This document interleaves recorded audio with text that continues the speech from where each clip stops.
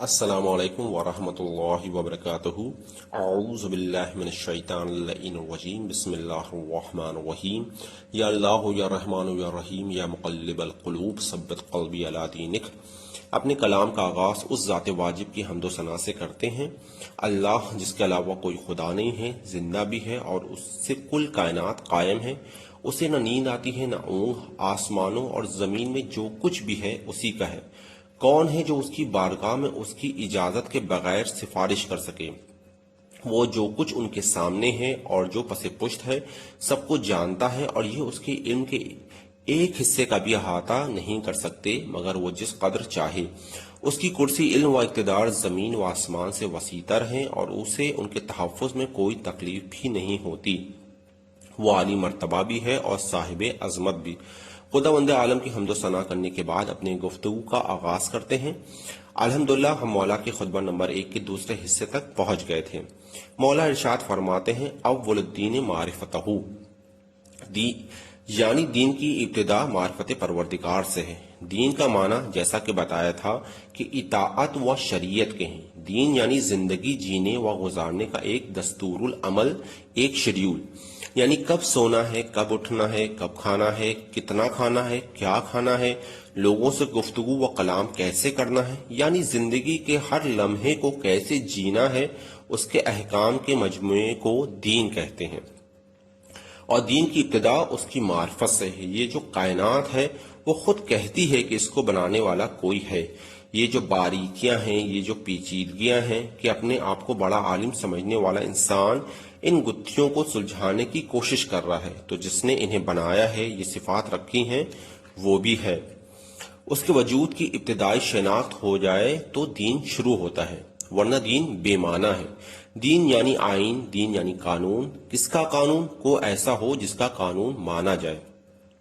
انسان جب قانون بناتا ہے تو اس میں اپنے طرفداری رکھتا ہے۔ مثال کے طور پر اگر گورے نے قانون بنایا ہے تو ایسا قانون بنائے گا جو گورے کے فیور میں ہوگا۔ اسی طرح کالے نے قانون بنایا ہے تو اپنے فیور میں قانون بنائیں گے۔ اسی طرح سے اگر ہم دیکھیں گے ہندوؤں نے اگر قانون بنایا ہے تو اپنے فیور میں بنائیں گے، مسلمان قانون بنائیں گے تو اپنے فیور میں بنائیں گے۔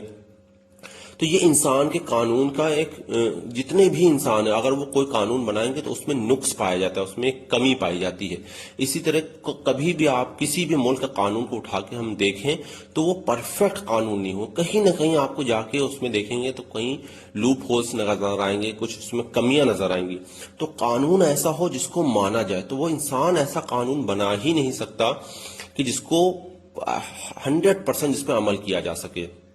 کہیں نہ کہیں انسان کے قانون میں کوئی کمی بیشی ضرور نظر آ جاتی ہے۔ تو قانون ایسا ہو جس پہ عمل کیا جائے، جس پہ دل آپ کا راغب ہو جائے کہ ہاں اب اس پہ عمل کرنا چاہیے۔ تو وہ قانون کس کا ہونا چاہیے؟ وہ قانون ایسی ذات کا ہونا چاہیے، ایسی ہستی کا بنایا ہوا قانون ہونا چاہیے جس پہ ہمیں عمل کرنے میں کوئی رتی بھر بھی شبہ اور شائبہ نہ ہو۔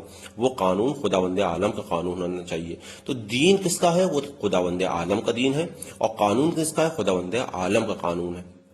اور یہ جو اس کے نمائندے آتے ہیں یہ ہم کو قانون بتاتے ہیں، یہ خود ان کو بھی اختیار نہیں کہ یہ قانون بنائیں۔ جتنے بھی اس کے نبی آ رہے ہیں، وصی آ رہے ہیں، اوصیاء آ رہے ہیں، انبیاء آ رہے ہیں، یہ سب جو آتے ہیں وہ ہم کو بتانے کے لیے آتے ہیں کہ یہ پروردگار کا یہ قانون ہے، تمہیں اس طریقے سے عمل کرنا ہے۔ مولا علیہ السلام ارشاد فرماتے ہیں کہ میں تیری عبادت نہ جنت کی لالچ میں کرتا ہوں نہ دوزخ کے خوف میں کرتا ہوں، میں تمہیں لائق عبادت سمجھتا ہوں اس لیے تمہاری عبادت کرتا ہوں۔ یعنی جب ہمیں معرفت ہو جائے گی کہ کوئی ہے ایسا جس کی عبادت کی جائے تو پھر ہم اس کی اطاعت میں بھی آگے بڑھائیں گے۔ اگر ہمیں عبادت کا مفہوم سمجھ میں آ جائے گا کہ ہمیں خداوند عالم کی عبادت کرنی ہے کیونکہ وہ لائق عبادت ہے، تو ہمیں پھر اس کی اطاعت میں بھی یہ بات سمجھ میں آ جائے گی کہ خداوند عالم کا قانون ہی ایسا ہے جس کی مکمل طور پہ اطاعت کی جا سکتی ہے اور کرنی چاہیے۔ مولا فرماتے ہیں اول الدین معرفتہ، رسول خدا صلی اللہ علیہ وسلم کا پہلا اعلان کیا تھا؟ قولوا لا الہ الا اللہ، یہاں سے آغاز ہے، یعنی اقرار کر لو کہ کوئی معبود نہیں ہے، کہہ دو کہ کوئی معبود نہیں ہے سوائے اللہ کے، اللہ کے علاوہ کوئی معبود نہیں ہے۔ تفلحوا، یعنی کامیاب ہو جاؤ گے. یعنی رسول اللہ خدا جب آئے مکے میں، اور مکے میں انہوں نے جو پہلا اعلان کروایا تھا تو وہ یہی تھا، قولوا لا الہ الا اللہ، یعنی کہہ دو کہ خداوند عالم کی ذات کے علاوہ کوئی خدا، کوئی معبود نہیں ہے، تفلحوا، اور اگر تم نے یہ کہہ دیا، تم نے یہ اقرار کر لیا تو کامیاب ہو جاؤ گے. یہ لا الہ الا اللہ فقط زبان سے نہیں کہنا تھا. اگر یہ صرف فقط زبان سے کہنا تھا اور دل میں اس کا گزر نہیں ہوگا تو پھر اس کے لیے قرآن نے انہیں منافق کہا ہے، کہ جن کے دل سے گزر نہیں ہو رہا، صرف زبان تک رہتا ہے. تو یہ منافقت ہے، کہ جس کے لیے سورہ منافق بھی قرآن میں نازل ہوا ہے، کہ منافق کا مطلب یہی ہوتا ہے کہ آپ کے دل میں اس چیز کا اقرار نہ ہو بلکہ زبان پہ ہو. اور مومن وہ ہوتا ہے جس کے دل اور زبان ایک جیسے ہوں. تو یہ جو کلمہ ہے لا الہ الا اللہ، اس کو فقط زبان سے نہیں کہنا، اس کو دل میں آپ کے راسخ ہو جائے. اور اس زمانے کے جو لوگ تھے وہ اس بات کو سمجھتے تھے کہ یہ فقط ایک جملہ نہیں ہے کہ جو ہمیں صرف زبان سے کہہ لینا ہے، بلکہ اس کی بہت گہرائیاں ہیں. وَقَمَالُ مَعْرِفَتِهِ التصدیق بِهِ، اور معرفت کا کمال اس کی تصدیق ہے. دین کی ابتدا اس کی ابتدائی معرفت و علم سے ہے کہ کوئی واجب الوجود ذات ہے جس نے اس کائنات کو خلق کیا اور چلا رہا ہے، پر ضروری نہیں کہ جس پر علم ہو اس پر ایمان بھی ہو. جیسا کہ بتایا تھا لاسٹ درس میں کہ اکثر انسان کچھ وجوہات کی بنا پر خدا کی ابتدائی معرفت حاصل ہونے کے بعد اس کا انکار کر دیتے ہیں، یعنی علم سے ایمان کی منزل تک نہیں پہنچ پاتے، معرفت حاصل ہونے کے بعد تصدیق نہیں کر پاتے. تصدیق یعنی خدا کے ہونے کا دل سے اقرار کر لینا. تصدیق کا معنی ایمان لے آنا. قرآن نے ان لوگوں کو جو انبیاء پہ ایمان لے آئے تھے ان کو کہا ہے کہ انبیاء کی تصدیق کرنے والا. جیسے سورہ قیامت کی آیت 31 میں ارشاد ہوتا ہے فلا صدق ولا صلی، یعنی کافر جب دنیا سے جائے گا تو کہا جائے گا اس نے تصدیق نہیں کی، یعنی یہ ایمان نہیں لایا. اور جب ایمان نہیں لایا تو ایمان کی ایک بہت بڑی علامت ولا صلی، یعنی نماز وہ بھی نہیں پڑھی. فلا صدق ولا صلی، نہ تصدیق کی نہ ہی نماز پڑھی. یعنی تصدیق کر دیتے تو اس کا مطلب کیا ہوا، یعنی اقرار کر لینا، ایمان لے آنا. اور تصدیق نہیں کی یعنی اقرار نہیں کیا اور ایمان نہیں لائے.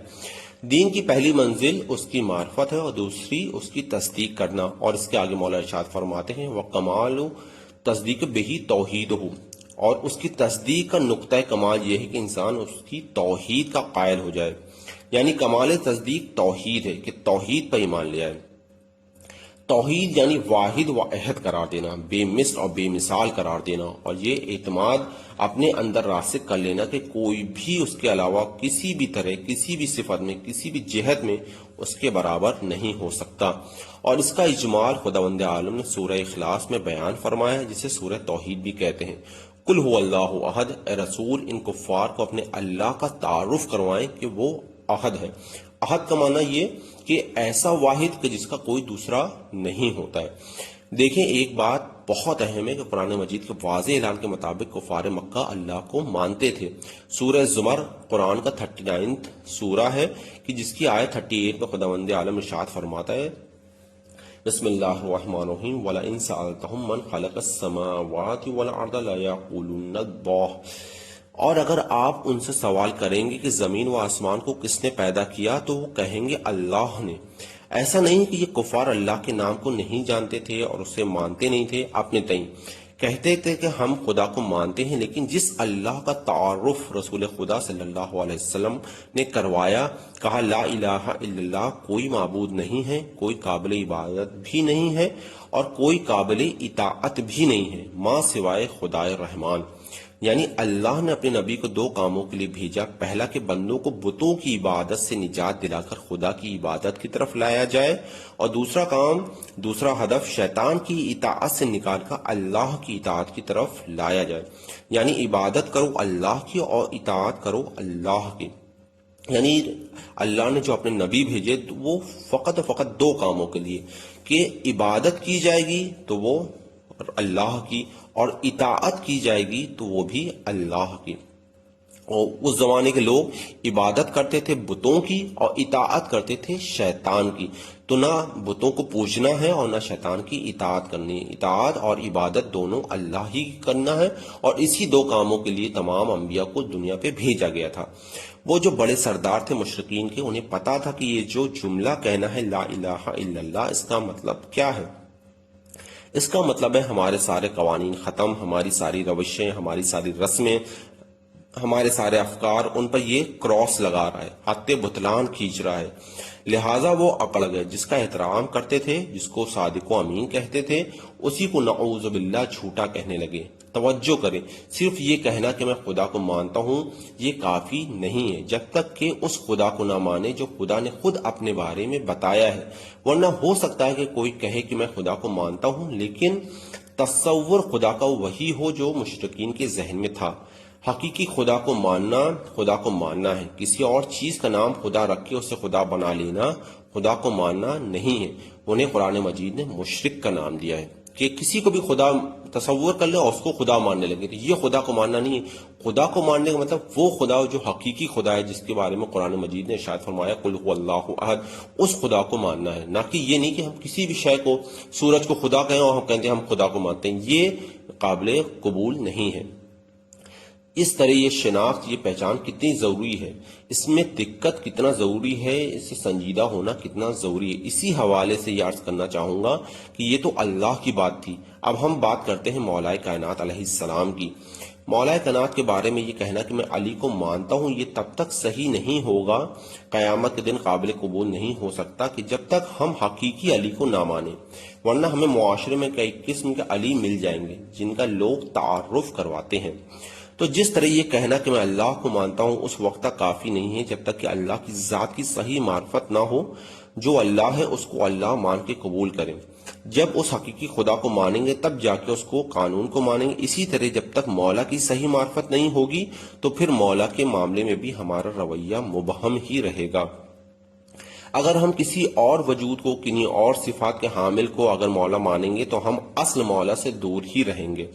ایک شخص مجلس پڑھتا ہے اور اس شخص کو مولانا کہنا یا عالم کہنا بھی صحیح نہیں. اس لیے میں کہہ رہا ہوں ایک شخص مجلس پڑھتا ہے اور کہتا ہے کہ اگر ہم نماز بھی پڑھیں، روزہ بھی رکھیں، تمام احکام اسلامی کو بھی مانیں اور اپنے آپ کو تمام گناہوں سے بھی بچائیں اور اس کے بعد مولا امیر المومنین علیہ السلام ہماری شفاعت کرائیں، تو اس میں کیا مزہ ہے؟ ہو سکتا ہے کہ کچھ سننے والوں کو یہ بات عجیب لگے، پر لٹرلی اس کے یہی الفاظ ہیں کہ اس میں پھر کیا مزہ ہے کہ تمام گناہوں کو ترک کرنے کے بعد، تمام احکام شریعہ کو بجا لانے کے بعد مولا شفاعت کرائیں. مزہ تو اس میں ہے کہ ہم گناہ پہ گناہ کریں اور مولا شفاعت فرمائے. غور کریں کہ ایک شخص جو ہے وہ ممبر پہ جا کر ایسی بات کہہ رہا ہے کہ ہم تمام گناہ کریں اور تمام احکام شریعہ کی پابندیوں کو بالکل دھجیاں اڑائیں اور اس کے بعد آ کے اگر مولا ہماری شفاعت کرائیں تب اس میں مزہ ہے. اگر ہم تمام احکام شریعہ پہ عمل کرنے کے بعد، تمام واجبات کو عمل لانے کے بعد، تمام گناہوں کو ترک کرنے کے بعد مولا نے شفاعت کرائی تو کیا شفاعت کری؟ ایک شخص جو ہے ممبر رسول پہ آ کر ایسی نازیبہ بات کہہ رہا ہے، ایک ایسی گستاخانہ بات کہہ رہا ہے اور سامعین جو ہیں وہ واہ واہ کر رہے ہیں. ایسے لوگوں کے لیے نعمات پروردگار یعنی نماز، روزہ، پردہ، داڑھی، خمس وغیرہ ایک بوجھ ہے، نعوذ باللہ، اور گناہ مزہ ہے. جبکہ ہم سبھی جانتے ہیں کہ تمام کائنات اگر خدا کو سجدہ کرنے لگے، یعنی دنیا کے تمام لوگ، تب بھی اس کی خدائی میں ذرہ برابر اضافہ نہیں ہونے والا. اسی طرح تمام انسان اس کی نافرمانی پر اتر آئے تو اس کی خدائی میں کوئی کمی نہیں آنے والی. یہ تمام احکام شریعہ ہمارے لیے، ہمارے بھلے کے لیے ہیں، انسان کو منزل کمال تک پہنچانے کے لیے ہیں. میرے ایک ہندو کلیگ ہیں جن کے ایک رشتہ دار نے حالت نشے میں یعنی شراب پی کر ایک بندے پر گاڑی چڑھا دی. اس بیچارے کی جان چلی گئی، جس پہ گاڑی چڑھائی اس کی جان چلی گئی. جس کی جان گئی اس کی فیملی تو تباہ ہوئی ہی، خود بھی 1 سال سے اوپر جیل میں ہے. یہ تو ایک کیس. ہم سبھی جانتے ہیں کہ ایسے ہزاروں کیسز ہیں جہاں شراب نے لوگوں کی زندگیاں برباد کر دی ہیں. مولا امیر المومنین علیہ السلام شراب کے سلسلے میں فرماتے ہیں کہ اگر شراب کا ایک قطرہ دریا میں گر جائے اور دریا سوکھ جائے اور اس پر گھاس نکل آئے اور کوئی گھوڑا اس گھاس کو کھا لے تو میں اس گھوڑے پر بیٹھنے کو تیار نہیں ہوں. یعنی اتنی نفرت دلائی ہے ہمیں شراب سے. الحمدللہ ہماری کمیونٹی یعنی مسلم معاشرہ شراب سے بہت حد تک دور ہے. تصور کریں نعوذ باللہ اگر ہمارا سماج شراب میں غرق ہوتا تو ہماری کیا حالت ہوتی. اسی طرح نامحرم لڑکا لڑکی کسی ایسی جگہ بیٹھ نہیں سکتے جہاں کسی تیسرے انسان کے گزرنے کا امکان نہ ہو۔ صرف اس ایک حکم شرعی سے ہمارا معاشرہ کتنے فساد سے بچا ہوا ہے جس کو ہم سوچ بھی نہیں سکتے۔ دوسری کمیونٹی جیسے ہندو یا کرسچن کمیونٹی میں کتنے مسائل ہیں جس کو بتانا بھی محال ہے۔ خدا کا شکر ادا کریں کہ ہم مسلمان ہیں۔ اسی طرح کتاب انسان ساز واقعات میں صفحہ 63 پہ ایک جوان لڑکے کا واقعہ درج ہے جس میں اس نے کہا کہ میرے قدم غلط راستے پر جا رہے تھے کہ ذہن میں اس کے دعائے کمیل کے پروگرام کا بینر گزر گیا۔ بس اس بینر کا ذہن میں گزرنا تھا کہ وہ گناہ سے باز آ گیا۔ وہ مولا امیر المومنین علیہ السلام سے شرمندہ ہو گیا کہ میں مولا امیر المومنین کا چاہنے والا کیسے اس گناہ کی طرف بڑھ رہا ہوں۔ صرف غور کریں، دعائے کمیل نہیں، صرف دعا کے پروگرام کا بینر نوجوان کو گناہوں سے بچا لے گیا۔ ہمیں یہ نمازیں، دعائیں و تلاوت بوجھ لگے تو کیا کہہ سکتے ہیں؟ ایسا نہیں ہے کہ بس بے دین لوگوں کو ہی یہ سوچ ہے، اکثر دیندار لوگ ایسی فکروں میں مبتلا ہیں۔ جہاں اچھا لگا وہاں دین لے لیا، جہاں نہیں سمجھ آیا وہاں دین کو خدا حافظی کر دیا۔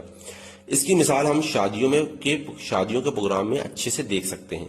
بے دین، بے نمازی، بے پردہ، بنا داڑھی حضرات کی تو بات ہی نہیں کی جا رہی ہے۔ اچھے خاصے دیندار افراد، 5 وقت نمازی، داڑھی والے، پردے والے، روزے دار حضرات شادی کی تقریب میں اسلام کو الوداع کہہ دیتے ہیں۔ ایک جملہ ہے آیت اللہ عبد الکریم حائری یزدی علیہ الرحمہ کا کہ جب ان سے پوچھا گیا آقا اعضائے سید الشہداء واجب ہے کہ مستحب، تو آپ نے فرمایا کہ ایسا مستحب جس میں تمام واجبات پوشیدہ ہیں۔ اسی طرح کہنے کا دل کرتا ہے کہ نکاح ایک ایسی سنت بن گئی ہے جس میں تمام حرام پوشیدہ کیا آشکار ہیں، بالکل واضح دکھ رہے ہیں ہمیں۔ اسراف، ریاکاری، بے پردگی، مکس گیدرنگ، میوزک اور نہ جانے کیا کیا۔ نکاح اور ولیمے کی ایک ایک رات کے لیے 10-10 ہزار، 20-20 ہزار کا میک اپ، ایسا میک اپ کہ نہ وضو ہو سکتا ہے اور نہ نماز۔ شادی میں نان مسلم کے چاٹ اور ٹکی کے ٹھیلے لگے ہیں، اس کے گیلے ہاتھوں کے بتاشے کھا رہے ہیں، زبان کا چٹخارا نہ جائے بھلے حرام کھا لیں۔ جو ان نان مسلم ویٹرز کو بلاتے ہیں اللہ ہی انہیں عقل عطا کرے کہ جانتے بوجھتے مومنین کو حرام کھانا کھلوا رہے ہیں۔ پھر بے حجاب ہو کر فوٹوز کھچوانا، تمام کزنس و رشتہ دار نامحرم ہیں اور وہ لیڈیز ایریا سے دور ہیں، پر وہ فوٹوگرافر و ویڈیو بنانے والا محرم بنا عورتوں میں سب کی فوٹوز اور ویڈیوز بنا رہے ہیں۔ یعنی گھر کے لوگ تو اس ایریا میں نہیں جا رہے ہیں، کمپاؤنڈ میں نہیں جا رہے ہیں جہاں پہ عورتیں ہیں، لیکن وہ فوٹوگرافر جو ہے، وہ جو ویڈیو بنانے والا ہے، وہ بالکل دھڑلے سے جو ہے عورتوں میں سب جگہ گھسا ہوا ہے اور سب کی ویڈیو بنا رہا ہے، سب کی فوٹو بنا رہا ہے۔ کچھ عورتیں بظاہر تو حجاب میں ہوتی ہیں پر چہرے پر بے انتہا میک اپ و ہتھیلی پر مہندی۔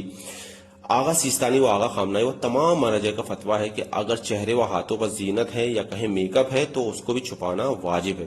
پھر جانتے بوجھتے، اب یہ مسئلہ کس کو نہیں پتا ہوگا؟ تمام ایسی عورتیں ہیں جن کو یہ مسئلہ پتا ہے اور جانتے بوجھتے جو ہیں وہ کہتی ہیں کہ ہم حجاب کر رہے ہیں، لیکن کیا ہے کہ چہرے پہ بے پناہ میک اپ ہے اور پھر ہاتھوں پہ ہتھیلیوں کے اوپر جو ہے وہ مہندی ہے۔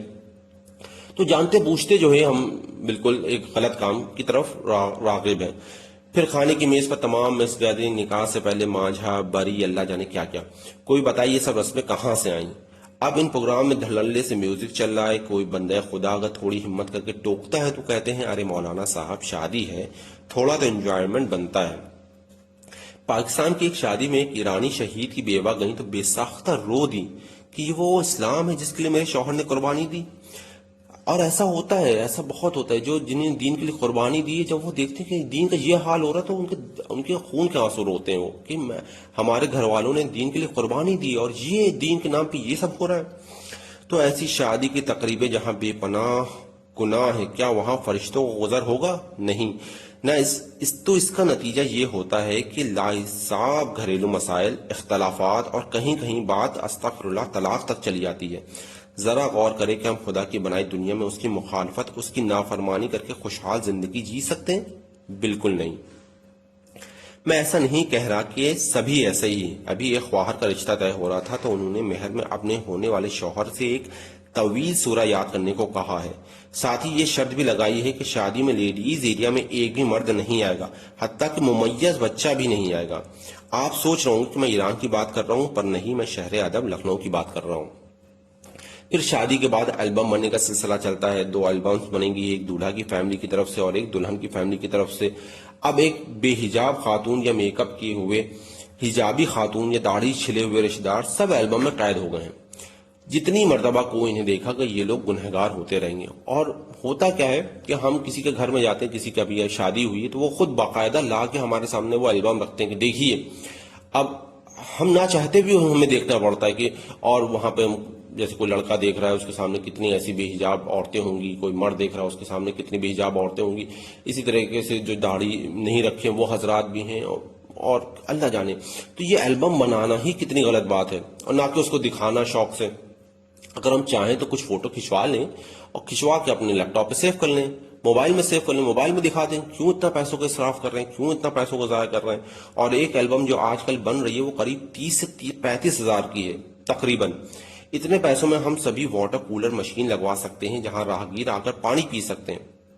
پانی پلانا اتنا عظیم کام ہے کہ جسے ہم امام جعفر صادق علیہ السلام کی ایک حدیث میں بھی دیکھ سکتے ہیں کہ آپ فرماتے ہیں، میرے والد کا فرمان ہے کہ قیامت والے دن سب سے پہلے جس چیز کا ثواب ملے گا وہ پانی کو صدقے کے طور پر دینا ہے. اتنا عظیم ثواب ہے پانی پلانا. تو وہی 30-35 ہزار روپے میں ہم واٹر کولر مشین لگوا سکتے ہیں جہاں پہ راہگیر پانی پی سکتے ہیں. اب ان 30-35 ہزار سے تو اور بھی ہزاروں کام ہو سکتے ہیں. میں نے واٹر کولر مشین کا ہی نام کیوں لیا؟ وجہ یہ ہے کہ ابھی میرا چھوٹا بھائی اپنے اپارٹمنٹ میں یہی مشین لگوانا چاہ رہا تھا تاکہ راہگیر آ کر پانی پی سکیں. رکشے والے ہیں، ٹھیلے والے ہیں جو بیچارے اتنی شدت کی گرمی میں کام کرتے ہیں، پر وہ اتنی اماؤنٹ جمع ہی نہیں کر پایا اور یہ کام فی الحال ملتوی ہو گیا. جناب لقمان حکیم اپنی بیوی کو کچھ پیسہ دے گئے اور کہا راہ خدا میں خرچ کر دینا. جب پلٹ کر آئے تو بیوی سے پوچھا پیسہ کیا کیا؟ تو انہوں نے کہا کچھ بچ گیا ہے. تو حضرت لقمان کہتے کہ نہیں، جو راہ خدا میں خرچہ کر دیا وہ بچ گیا ہے. غور کریں اس بات پہ، بہت بہت لطف ہے اس میں کہ جو راہ خدا میں خرچہ کر دیا وہ بچ گیا، اور جو بچا ہوا وہ اس کے بارے میں کوئی گارنٹی نہیں. وہ ہو سکتا ہے کہیں غلط فضول خرچی ہو جائے، اسراف ہو جائے، کچھ ہو جائے، لیکن جو خرچہ ہو گیا راہ خدا میں وہ بچ گیا ہے. ہاں، وہ آخرت کے لیے وہ سرمایہ ہو گیا ہے. یعنی جو پیسہ ہم رائے خدا میں خرچ کرتے ہیں وہی بچتا ہے. مولا فرماتے ہیں یہ دنیا کیا ہے، غلط پر عذاب ہے اور صحیح پہ حساب.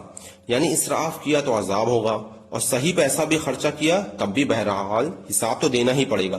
پر جو رائے خدا میں خرچہ ہوتا ہے اس پر نہ عذاب ہے نہ حساب، بلکہ بے حساب ثواب ملتا ہے. ضمن یہ بات گفتگو میں آ گئی، کیا کریں کہ دل کڑتا ہے یہ سب دیکھ کر. اور میرا کیا، ہر اس شخص کا دل کڑے گا جو دین کا ذرا بھی درد رکھتا ہوگا. یہاں پر ایک حکایت سنتے جائیں. اللہ کے رسول کی حدیث ہے کہ اللہ نے حکم دیا حضرت جبریل کو فلا فلا بستیوں کو الٹ دو اس کے رہنے والوں سمیت. اس پر حضرت جبریل نے عرض کیا بارگاہ خداوندی میں پروردگار اس بستی کو الٹ دوں، اس میں تو تیرا فلا بندہ بھی ہے جس نے کبھی پلک جھپکنے بھر بھی معصیت میں زندگی بسر نہیں کی، کبھی گناہ نہیں کیا. اللہ نے فرمایا پلٹو اس بستی کو، پہلے اس بدبخت پر پھر دوسروں پر. کیوں اللہ؟ یہ تو تیرا عبادت گزار بندہ ہے. اس لیے کہ اس کا چہرہ کبھی میری غیرت میں سرخ نہیں ہوا. بے غیرت انسان میرے دین کو روندا جاتا رہا، میری شریعت کی دھجیاں اڑتی رہیں، عوامل کا مذاق اڑایا جاتا رہا. نوافی کے لیے جن چیزوں سے میں نے روکا ہے اس کو کرنے کے لیے فلسفے تلاش کیے گئے، اور یہ لگا اپنی ذاتی ذکر و فکر میں، اپنی نمازوں و تلاوتوں میں لگا رہا. یہ میدان میں کبھی نہیں آیا، اس کا خون نہیں کھولا کبھی، اس کے چہرے کا رنگ متغیر نہیں ہوا. لہذا یہ دوہرا مجرم ہے. یعنی پوری دنیا جو ہے گناہوں میں غرق ہوتی چلی آ رہی ہے، اور یہ اپنی نمازوں عبادتوں میں لگا ہوا ہے. ایک بار بھی یہ نہیں کہ لوگوں کو روکے سمجھائے کہ یہ کام غلط ہو رہا ہے، اس کو نہ کرو، یہ خدا کی نافرمانی نہ کرو. یہ اپنی عبادتوں میں لگا ہوا ہے. اب اس کا یہ مطلب ہرگز نہیں کہ نماز روزہ چھوڑ کر دین کی خدمت ہی کرے چلے جائیں. دونوں سے متمسک رہیں، یعنی بیلنس بنا کے رہیں. ایک طرف جہاں آپ کی روزہ نماز بھی چلتا رہے، دوسری طرف آپ لوگوں کو بھی متوجہ کرتے رہیں کہ غلط کاموں کی طرف نہ بڑھیں. تو ہر اس شخص کا دل کو دکھنا چاہیے جس کے دل میں دین کا درد ہے. جس حد تک ممکن ہو گناہوں کو روکنا ہر انسان پر فرض ہے. اگر اسٹیٹس پہ گانے و بے حجاب فوٹوز اپنے رشتہ دار ہی لگا رہے ہیں تو کبھی ایک بار محبت سے سمجھا کر انہیں منع کر دیں. کبھی شادیوں کی ان بے تکی اور غیر اسلامی رسومات کو روکنے کے لیے کچھ کریں. امام زمانہ علیہ السلام کے لیے بس دعائے عہد تک ہی محدود نہیں رہنا ہے، بلکہ معاشرے کو بہتر بنانے کے لیے جد و جہد بھی کرنا ہے. مولا فرماتے ہیں وَکَمَالُ التَّصْدِیقِ بِهِ تَوْحِیدُهُ، یعنی تیسرا درجہ یہ ہے کہ اس کی ہستی کا اقرار وحدت و یگانیت کے اعتراف کے ساتھ ہو. یعنی اس کو ایسا ایک مانے کہ کوئی دوسرا شریک نہ ہو. بغیر اس کے خدا کی تصدیق مکمل نہیں ہو سکتی، کیونکہ جس کے ساتھ اور بھی خدا مانے جائیں گے وہ ایک نہیں ہوگا، اور خدا کے لیے ایک ہونا ضروری ہے. کیونکہ ایک سے زیادہ ہونے کی صورت میں یہ سوال پیدا ہوگا کہ اس کائنات کو ان میں سے ایک نے پیدا کیا ہے یا سب نے مل جل کر. اگر ایک نے پیدا کیا تو اس میں کوئی خصوصیات ہونا چاہیے، ورنہ اس ایک کو بلا وجہ ترجیح ہوگی جو عقلاً باطل ہے، یعنی صحیح نہیں ہے. اور اگر سب نے مل جل کر بنایا ہے تو دو کنڈیشنز بنیں گی، یا تو سب نے بنا ایک دوسرے کی مدد لیے کائنات کا ایک ایک پورشن بنایا ہوگا، یا ایک دوسرے کی مدد لے کے بنایا ہوگا. اگر یہ کہا جائے کہ سب نے ایک دوسرے کی مدد لے کے بنایا ہے تو سب ایک دوسرے پہ ڈیپینڈ ہو گئے، یعنی ایک دوسرے کے محتاج ہو گئے، اور خدا کسی کا محتاج نہیں ہو سکتا. اور اگر یہ تصور کیا جائے کہ سب نے الگ الگ کائنات کا ایک ایک پورشن بنایا ہے تو اس صورت میں تمام ممکنات کی، یعنی تمام مخلوقات کی ہر واجب الوجود سے یکساں نسبت نہ رہے گی، بلکہ صرف اپنے بنانے والے ہی سے نسبت ہوگی. حالانکہ ہر واجب کو ہر ممکن سے اور ہر ممکن کو ہر واجب سے، یا آسان طریقے سے کہا جائے کہ ہر بندے کا ہر خدا سے ایکول ریلیشن شپ ہونا چاہیے. تو اگر بہت سارے خداؤں نے دنیا کو خلق کیا ہے تو ہمارا وہ بندے کا اپنے خدا سے ایکول ریلیشن شپ نہیں ہو پائے گا، یعنی دونوں ہی کنڈیشنز باطل ہیں. تو متعدد خالق ماننے کی صورت میں کسی چیز کے موجود ہونے کی گنجائش ہی باقی نہیں رہتی، اور زمین و آسمان و کائنات کے ہر شے کے لیے تباہی اور بربادی ضروری پاتی ہے. قرآن مجید میں اسی مطلب کی طرف سورہ انبیاء کی آیت نمبر 22 میں ارشاد ہوتا ہے، بسم اللہ الرحمن الرحیم، لو کان فیہما آلہۃ الا اللہ لفسدتا، یعنی اگر زمین و آسمان میں اللہ کے علاوہ اور بھی خدا ہوتے تو یہ زمین و آسمان دونوں تباہ و برباد ہو جاتے. میں اپنے انسٹیٹیوٹ یہاں پہ میں پڑھاتا تو وہاں کی بات کرتا ہوں کہ وہاں پہ پہلے ایک پرنسپل تھے، اور کچھ وقت کے بعد وہاں پہ ایک ڈائریکٹر صاحب بھی لے آئے. تو اب یہاں پہ یہ مسئلہ ہو گیا کہ ڈائریکٹر کی پوزیشن زیادہ بڑی ہے کہ پرنسپل کی. پرنسپل صاحب چاہتے تھے کہ ان کا نام زیادہ رہے، ان کی اتھارٹی زیادہ رہے، ان کے قانون زیادہ نافذ کیے جائے. ڈائریکٹر صاحب یہ چاہتے تھے کہ ان کے قانون نافذ کیے جائے، ان کی اتھارٹی رہے. اور بہرحال پہ دونوں میں سے ایک کو ہٹانا پڑا اور پرنسپل صاحب خدا کو خدا حافظی کہنا پڑا، اور پھر ڈائریکٹر صاحب کو ہی تمام اتھارٹی دی گئی. تو ہم دیکھیں کہ ایک ادنا سا ادارہ، ایک ادنا سا انسٹیٹیوٹ بھی اگر دو اس میں اتھارٹی رہیں گے تو وہ نہیں چل سکتا. تو یہ پورا کائنات کا نظام دو خدا ہونے پہ کیسے چل سکتے ہیں؟ ہم کہیں پہ بھی دیکھیں گے ایک فیملی میں بھی ایک ہیڈ ہوتا ہے، اسی طریقے سے ایک کنٹری کا ایک ہیڈ ہوتا ہے، پرائم منسٹر.